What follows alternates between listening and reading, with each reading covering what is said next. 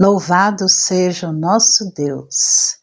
Graças rendemos a Ele, em nome de Jesus Cristo, seu Filho amado, porque é por Ele, por Jesus, que obtemos a vida verdadeira, a salvação e nosso viver a cada dia é para manifestarmos esse grande amor de Deus e vivermos de acordo com os seus ensinos, seguindo o exemplo de Jesus Cristo. Ele é o nosso padrão.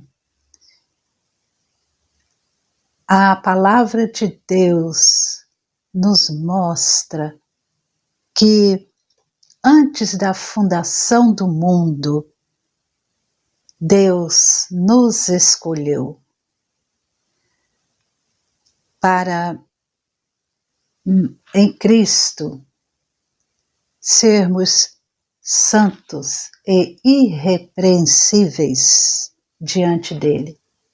Em amor, nos predestinou para ele, para sermos adotados como seus filhos, por meio de Jesus Cristo, segundo o propósito de sua vontade, para o louvor da sua glória, louvor da glória da sua graça, que ele nos concedeu gratuitamente no amado Jesus. Em Cristo, nós também fomos feitos herança, predestinados, destinado antes, segundo o propósito daquele que faz todas as coisas conforme o seu conselho da sua vontade, a fim de sermos para louvor da sua glória. Nós, os que de antemão esperamos em Cristo, nele também, depois que ouvimos a palavra da verdade, o evangelho da salvação, tendo nele também crido, recebemos o selo do Espírito Santo da promessa. Glória a Deus, aleluia, porque Deus deixou registrado essas palavras por meio do apóstolo Paulo, seu servo do passado, essas bênçãos espirituais que temos em Cristo Jesus. Qual o propósito de termos sido escolhidos por Deus para a salvação? Qual o propósito de Ele nos escolher, eleger antes da fundação do mundo? Vamos procurar entender o propósito da eleição através desse estudo da palavra de Deus.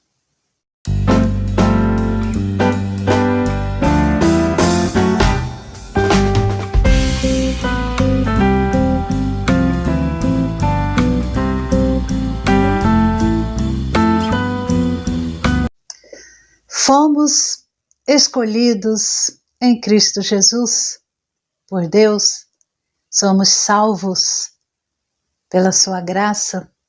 O fundamento é Jesus Cristo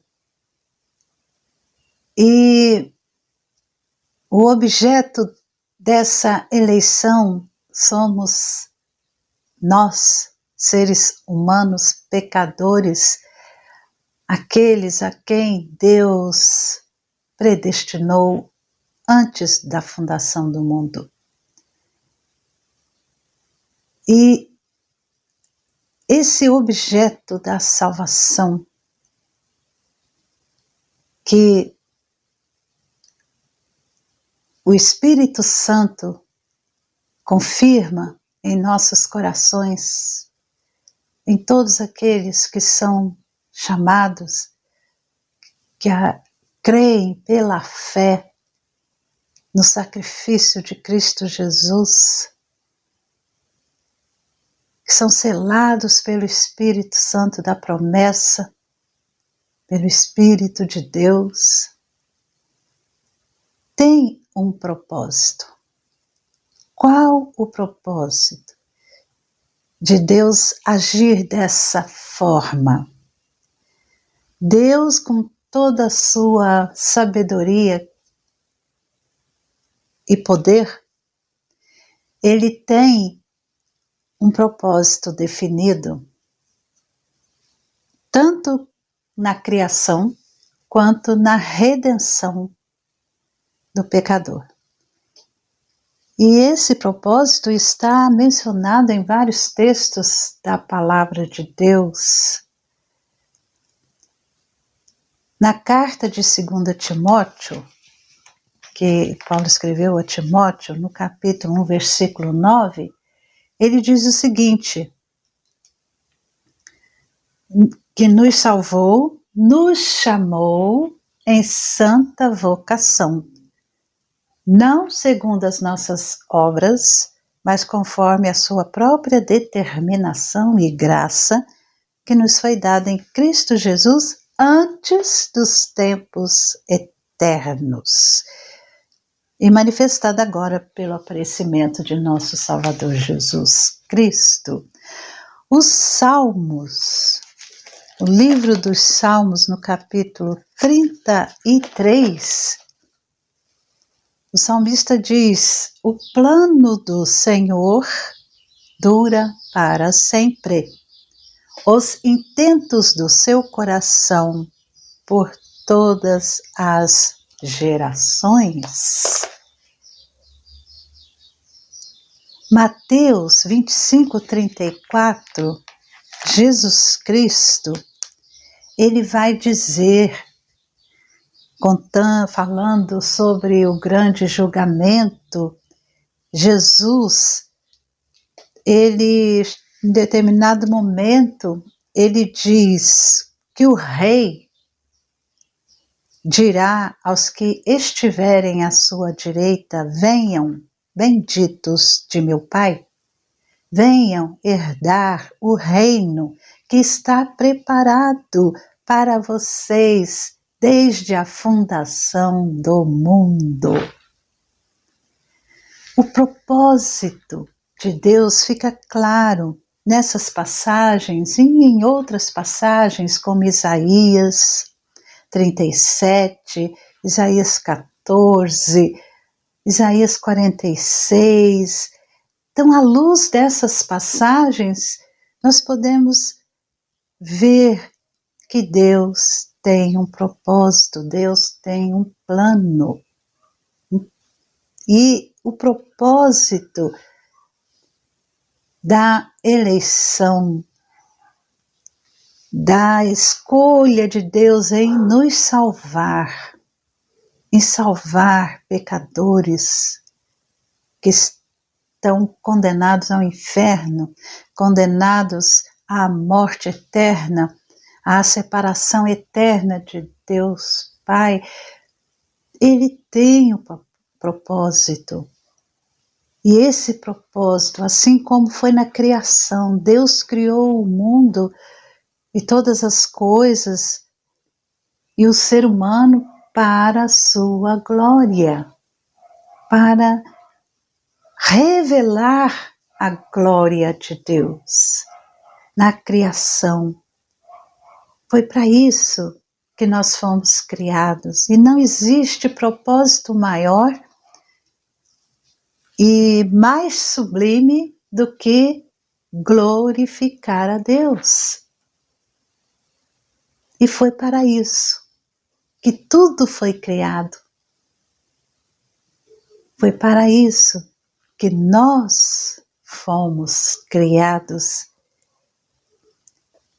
Deus, Ele quis revelar toda a sua glória. Ele determinou criar um mundo com perfeição, criou o homem, permitiu a queda do homem, que foi criado sem pecado e com toda a liberdade absoluta.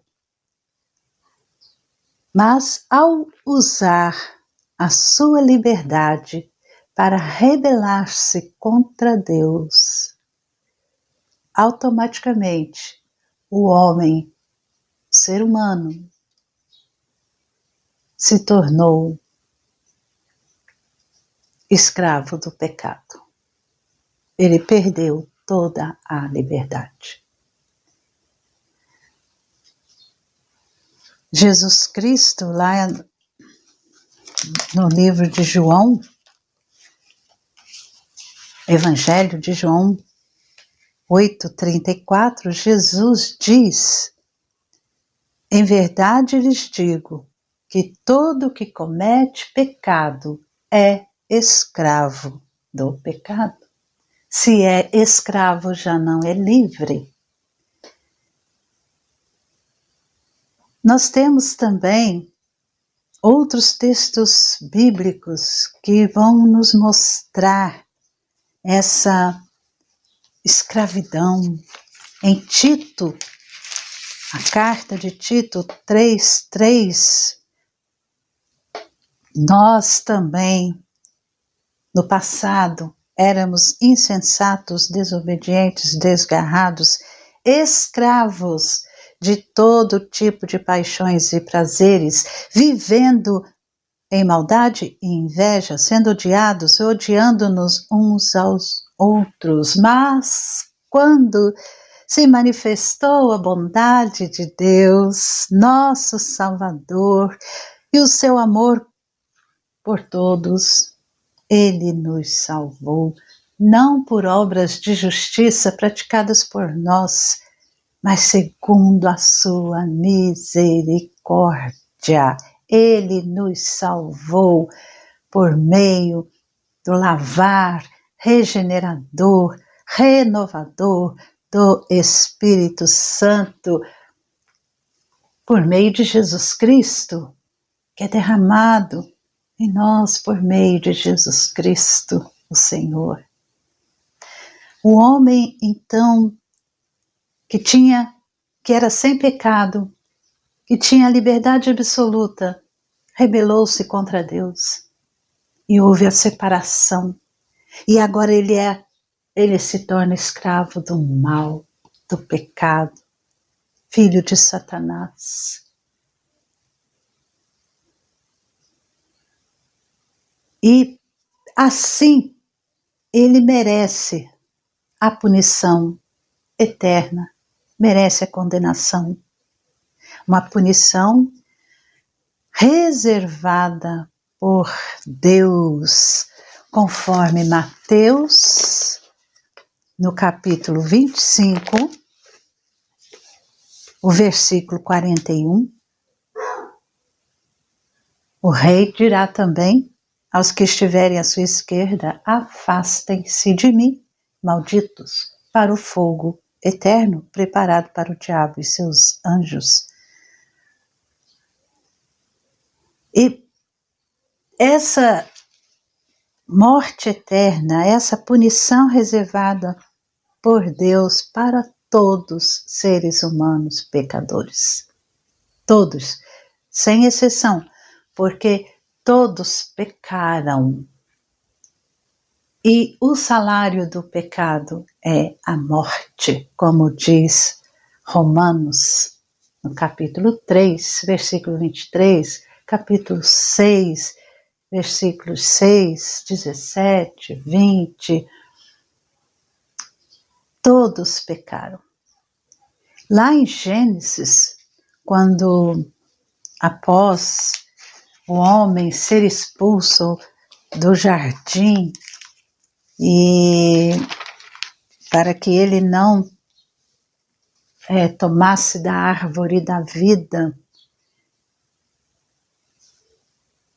está narrado, descrito a genealogia de Adão, os descendentes de Adão. E diz no versículo 3 do capítulo 5 que Adão viveu 130 anos, gerou um filho à sua semelhança, conforme a sua imagem. E lhe deu o nome de Sete. Caim matou Abel, foi expulso da presença de Deus e foi viver longe de Deus. Mas Adão e Eva continuaram a sua vida como escravos do pecado,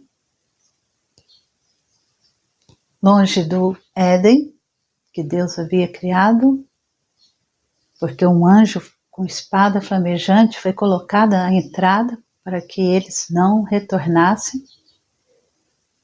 E o homem e sua mulher e seus descendentes agora sofreriam as consequências do pecado, da rebeldia, da desobediência a Deus. E narra aqui que ele gerou um filho à sua semelhança, conforme a sua imagem. Ou seja, os descendentes de Adão nascem com a natureza corrompida pelo pecado e escravos do pecado. E dentre todos os pecadores, todos nós pecadores, todos os pecadores são merecedores da condenação eterna. O Senhor escolheu, baseado em sua livre e soberana vontade e graça, escolheu um grupo de pessoas para que tivesse a sua comunhão restaurada com Deus, como Criador.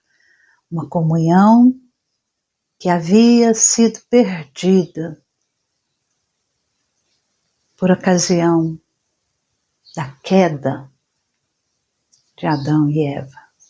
Essa perda da comunhão do homem com Deus pode ser vista quando, lá em Gênesis, no capítulo 3, versículo 8, Deus busca o homem que havia se escondido de Deus. Tamanha sofrimento, tamanho pecado, que fez com que o homem se escondesse de Deus. E foi Deus que foi ao encontro do homem, que buscou o homem, que procurou o ser humano para trazer a mensagem de redenção a ele, pelo seu amor, pela sua graça. Então, dentre todos os seres humanos, todos, sem exceção, são pecadores e merecem a condenação, a ira de Deus. Mas Deus resolve salvar seres humanos pecadores. E antes de tudo, na eternidade, Deus já preparou esse povo para a salvação. Agora, Deus não é injusto. Deus, Ele é justo, santo e perfeito. Há justiça na eleição e há justiça na condenação. Porque, como o réu culpado, condenado, sem qualquer direito à liberdade, que aguarda o momento da execução, e se ele é executado, condenado, recebe a execução, não foi culpa de Deus e não é culpa de Deus.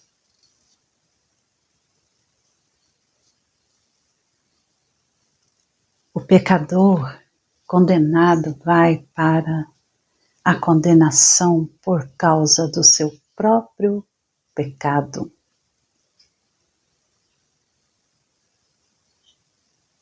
Ele age com justiça, pois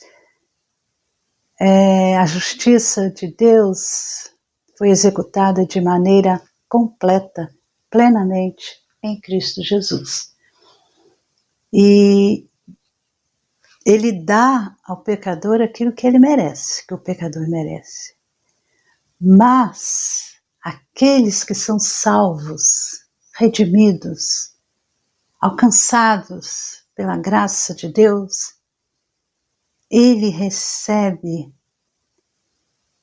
essa bênção, vai gozar da presença de Deus eternamente por causa do propósito de Deus em alcançá-lo com a sua graça maravilhosa.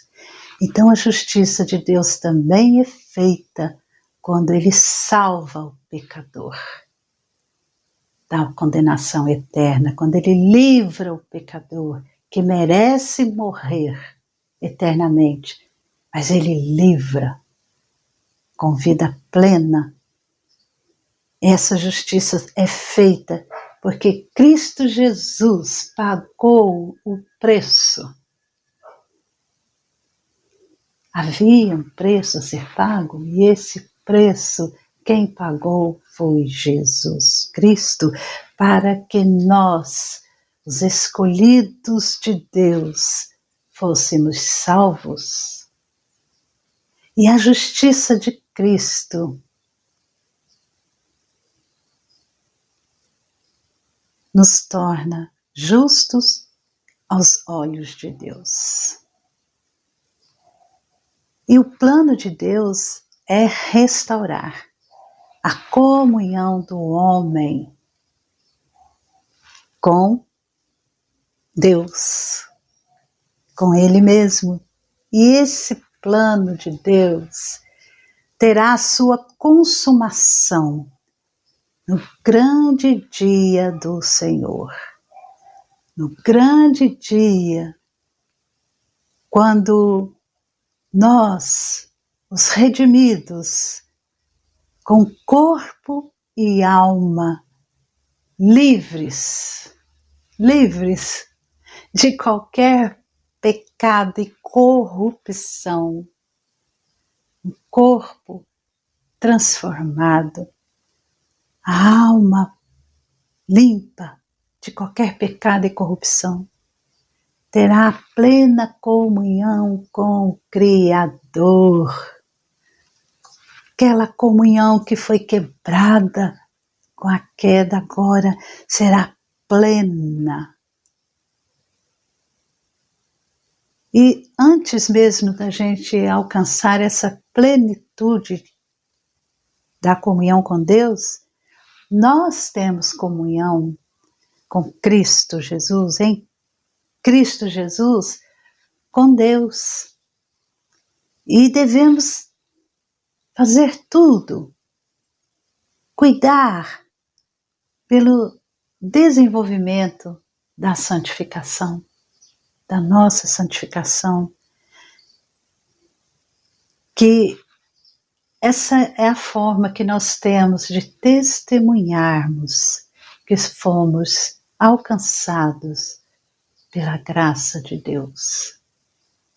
É a nossa vida manifestando ao mundo a comunhão que temos com Deus, através do nosso viver diário em santidade. Então podemos dizer que o propósito de Deus na eleição é, além da glória de Deus, que é exaltada acima de todas as coisas, é a santificação do seu povo. Que quando, na consumação final, quando for plena, vai nos levar a uma perfeita comunhão com o nosso Deus Criador. Criatura, Criador e criatura estarão em plena comunhão. E esse é uma parte do propósito de Deus que a gente vê aqui nas palavras na Bíblia Sagrada, que podemos ler no livro que Paulo fala aqui em Efésios, como nós já lemos no início, nos escolheu para que fôssemos santos e irrepreensíveis. Essa é a meta, esse é o objetivo, o propósito de termos sido escolhidos por Deus para a salvação. É a meta que o Senhor coloca diante de nós. Daqueles, eu, você, cujo coração Deus já começou a operar o seu plano de eterna eleição. E essa meta começa a ser alcançada no momento em que o Espírito Santo nos convence do pecado, da justiça e do juízo de Deus e nos alcança com a salvação em Cristo Jesus. Nosso coração pecador é transformado, chegando assim a sua realização plena será no grande dia do Senhor. Como nos diz Apocalipse, capítulo 21. Nesta vida aqui, enquanto estamos aqui, nesta presente vida, a vontade de Deus é a nossa santificação. Podemos ver no livro de 1 Tessalonicenses, que Paulo escreve a carta, primeira carta de Tessalonicenses 4:3, e ele escreve à igreja ali em Tessalônica, e ficou registrado, é para nós também. A vontade de Deus é a santificação de vocês. Esse é o propósito da nossa vida aqui. Em vez de dar esse estudo da eleição, da escolha de Deus em nos salvar pecadores, em vez disso, nos afastar, nos deixar desestimulado, sem ânimo, para vivermos uma vida crescente em santidade, em santificação, É o contrário, quando nós entendemos pelo Espírito Santo de Deus qual é o propósito da eleição, nós vamos louvar ao Senhor e vamos ter a decisão, o motivo, o estímulo para vivermos de modo agradável a Deus que nos salvou, que nos amou antes da fundação do mundo. Esse é o estímulo maior, é esse amor de Deus, é a salvação em Cristo. E nós não possuímos nenhum mérito para nos apresentarmos diante de Deus e requerermos a nossa salvação. Não, ninguém tem nenhum mérito, mas o Senhor Deus, de maneira graciosa, Ele providenciou a forma segura pela qual Ele alcança aqueles pecadores com os quais Ele deseja manter a comunhão perfeita, eterna em seu reino, a eleição em Cristo Jesus. Essa eleição divina, ela é fundamentada em Cristo e tem o propósito de restaurar a nossa comunhão com Deus, que tinha sido perdida por causa do pecado. Você percebe a grandeza do amor de Deus e da graça dele sobre nós? Percebe isso? Ele nos amou e entregou o seu próprio Filho Jesus Cristo por nós, sem que tivéssemos nenhum merecimento, porque o que merecíamos era a morte.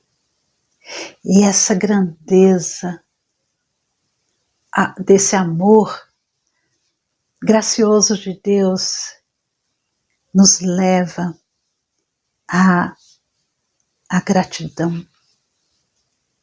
Gratidão sincera, louvor que exulta o nosso Deus, Criador e Salvador.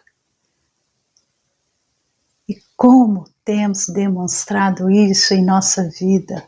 Como temos demonstrado essa gratidão a Deus através do nosso viver?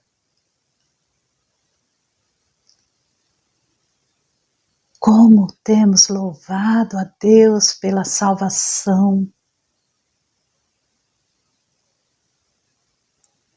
A vida de santidade e obediência a Deus deve ter alguma coisa com isso.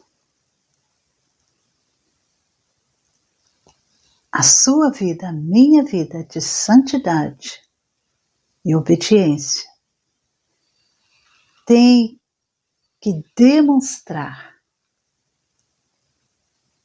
essa salvação. Demonstrar que eu fui alcançada, escolhida por Deus antes da fundação do mundo.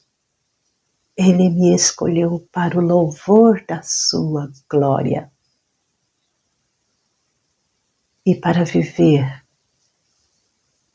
em santificação e honra a Ele.